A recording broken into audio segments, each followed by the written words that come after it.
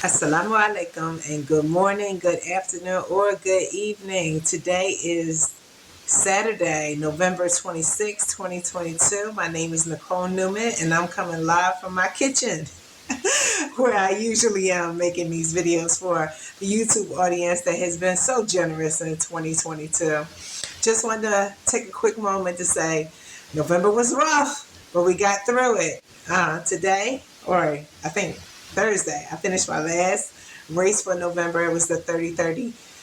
It was the face-to-face 30-year anniversary for the turkey trot. So I was out there on what we call Thanksgiving Day, getting that run in. 5 miles felt great in Nature's Playland, which is Valley Green. And Valley Green is absolutely gorgeous. It's a surreal experience. So I just want to share another food hack as I've realized how food plays into this journey. Food has been a big part of my wealth building journey for a long time. Now I'm just accepting that food is part of this journey.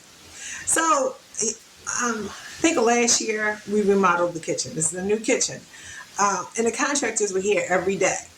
And I provided lunch for them every day because they were working on my house. What was I supposed to do? So I wanted to make sure they were taken care of. So one day the contractor was like, well, where's your ketchup? So this is what I pulled out. Pulled up a ketchup packet. I got lots of ketchup packets. I got lots of, matter of fact, I got silverware. I got hot sauce. What else I got? I got strawberry jam. He was like, where's your ketchup again? I showed him a ketchup packet. And he didn't understand. See, I think that having all this stuff for free means we should use the free stuff before I spend any money.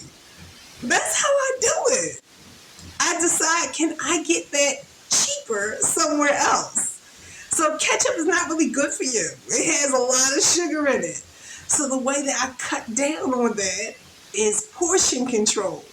Now, we'll talk about portion control on ice cream. That's a whole different story because that is the goal for 2022 and 2023 and 2024. But these are the little cost-saving things that I do. And that's why food has been a part of this journey for a long time. Because my children think that they don't understand how we have so much with so little. Because I use free resources. I use my free resources first. But that's not the topic of today's conversation. But when I do these videos, I will share with you some of the food hacks that I do to make my money work hard in other places. Today's topic, I wrote it down, is recovering from financial mistakes. I'm here because I made financial mistakes when I was in my 20s. Made lots of financial mistakes in my 20s. But the one that I want to talk about today is, how did I get into the student loan debt? Because I turned down a scholarship. I turned down a full tuition scholarship. It wasn't room and board, it was just tuition because I wanted to work. I thought it would be better to work a job and then pay for school than actually taking the scholarship money. That's how a 20-year-old thinks. I wanted it right now. I didn't want to be a broke college student for a year. 1 year, I didn't want to be broke. So I went and took a job. And did I use my money from the job to pay my tuition? No, I did not. I used my money to live and be happy and fabulous.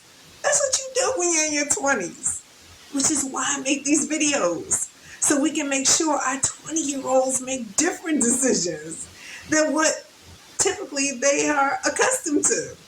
They got money, they got time, they looking good, and they're making bad decisions, just like me. So because I didn't want to be a broke college student for 1 year, I went through 6 years of being a broke adult with 3 kids. Bad decisions. But you can recover from them. So that wasn't the first bad decision I made. On top of not accepting the scholarship, I deferred my student loans for 16 years.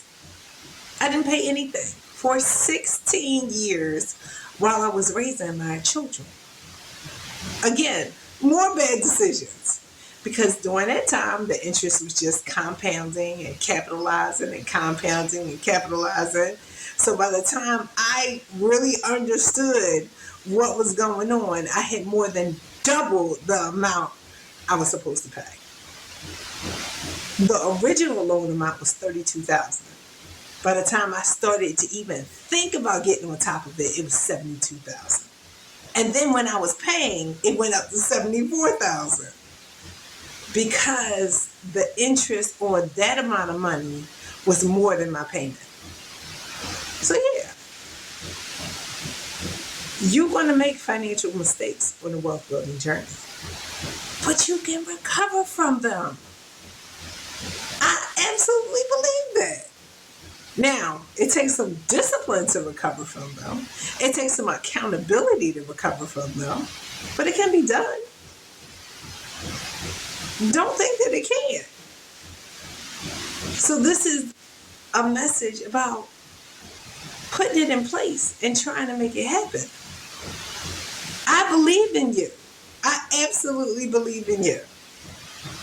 So let's get to one of the sections of the book that I'm currently writing for a National Novel Writing Month, which is on the website www.nanoremo.org.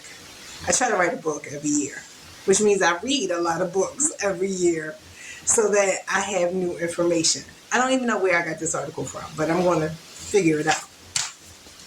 The article talks about the 10 habits that show you have a wealth mentality or lack mentality. I'm financially insolvent because my student loan debt is that high. But I also believe that I can fix it. And that is habit number 1.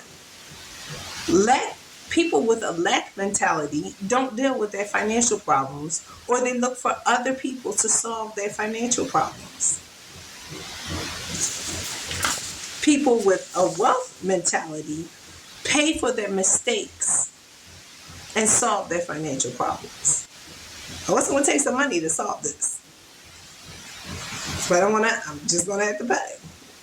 And I'm okay with that because it was my mistake. I was young. Lack mentality number 2. People with a lack mentality reactively respond to the problem. They wait until the problem is so hard or they're in a dire situation. And then they seek out other people to solve it for them. People with a wealth mentality proactively attack the problem. Number 3. People with a wealth mentality count their wealth in net worth. And net worth is assets minus liabilities. People with a lack mentality count their wealth by how much money they got in the bank.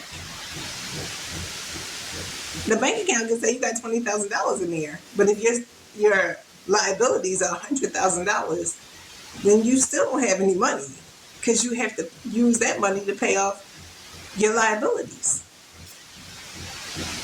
People with a wealth mentality, and this is number 4, are responsible for their short-term debts, which are credit cards.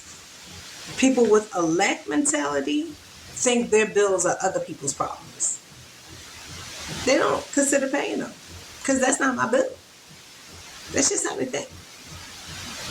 Number 5, people with a wealth mentality focus their energy on their situations. People with a lack mentality talk about other people and account other people's money. They're not focused on their own problems. They're worried about other people. Number 6, people with a wealth mentality give. And people with a lack mentality don't feel like they have the money to give. And that's how I know we have a wealthy community, because people were really giving to me. And I try to give what more than I received. And that's a tall order. Number 7, people with a wealth mentality know their network matters. They need and count those referrals. So they're going to work hard to keep them. And people with a lack mentality trust no one and think everybody's out to get them. And don't focus on their relationships. Number 8, people with a wealth mentality use other people's money to make money. It can be done. Inshallah, it can be done. People with a lack mentality do not have the discipline to use other people's money. Because credit cards are other people's money.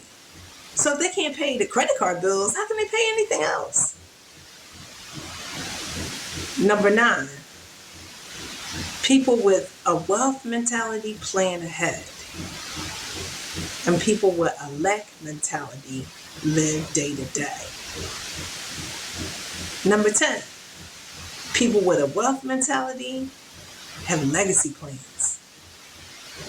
They find ways to make sure their future is secured before they leave. People with a lack mentality think that money is to be spent. It can't go with me, so why I should spend it now? So those are the habits that let you know, are you a wealth person or a lack person? And if you are a lack person, set your intentions today to have a wealth mentality. Talk to you later.